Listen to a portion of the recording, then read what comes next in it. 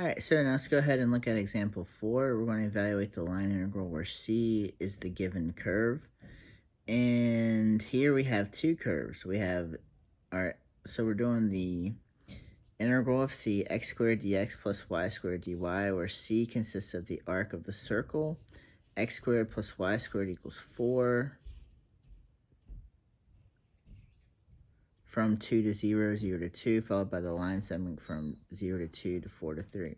So over here to the right, I kind of drew what we have. We have c sub 1, looks like a semicircle, c sub, or a quarter circle. C sub 2 is going to be a line segment. So I'm going to go ahead and define c sub 1 and c sub 2. Well, c sub 1 is going to be x cosine 2, x2 cosine 2, y2 sine 2, where 2 is the radius of our circle.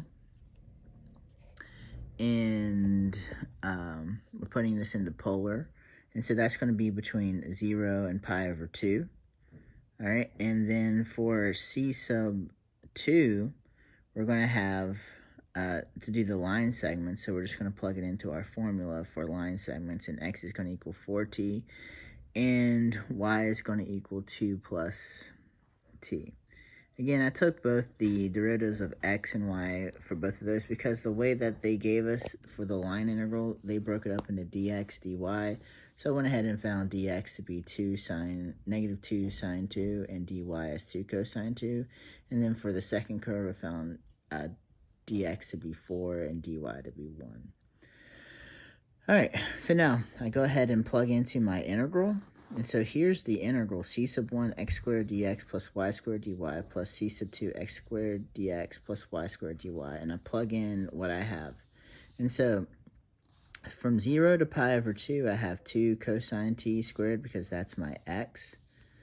All right, times my dx, which is negative 2 sine t dt, plus my y squared is 2 sine t squared, 2 cosine t dt, plus the integral from 0 to 1, 4t squared, which is x squared, 4, that's the dx dt, plus 2 plus t squared dt. Now I'm going to pull out what I can here, and I can pull out an 8 when I do all the multiplication. And I'm going to be left with negative cosine squared t sine t for the first, plus sine squared cosine t for the last, for that first integral. For the second integral, I'm just going to go ahead and FOIL the 2 plus t squared and then multiply. So I'm going to be left with 65 t squared plus 4t plus 4 dt. And then now I can just integrate. So I still have the 8 on the outside. Integrate negative cosine squared t sine t, which is going to give me 1/3 cosine cubed t, plus integrate sine squared t cosine t, 1/3 sine squared t, from 0 to pi over 2. And then that's plus 65 over 3 t cubed. When I integrate 65t squared, integrate 4t is 2t squared, integrate 4t from 0 to 1. That's equal to 8. Plug in pi over 2 to cosine. It's going to be 1, so it's 1/3. Plug in, plug in pi over 2 for cosine, 0.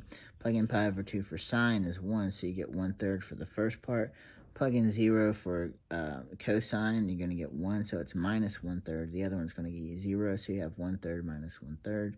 Plus 65 over 3 plus 2 plus 4 when you plug in 1. You don't need to worry about plugging in 0 because it's all going to give you 0. This is going to cancel out, and you're left with this 83 over 3. All right. Last thing I want to denote here is that, if we're, depending on what direction that we're going, it's not going to matter because what we're looking for is respect to arc length. So if we're going to the left or if we're going to the right, usually we would flip and put a negative on the outside, but because we're finding length, it's always going to be positive. The last part is line integrals in space. Same thing, all right? If we're doing it, instead of, doing it above a plane, but we're doing it above an actual surface, so we're actually in space, above kind of 3 dimensions, where our function is x, y, and z, all right? That's going to give us our height, which, sometimes we could say is w. All right, we're still going to be able to find the line integral in space. And so it's going to be given by the same integral, but we're going to add in our new variable, which is z, or a new variable function, which is z of t. But we can write this in a more compact version.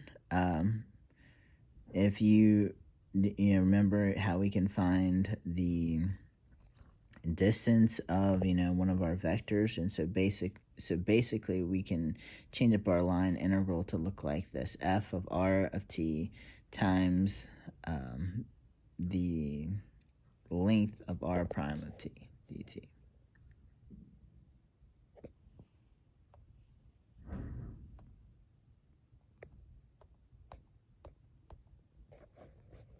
All right, so I'm trying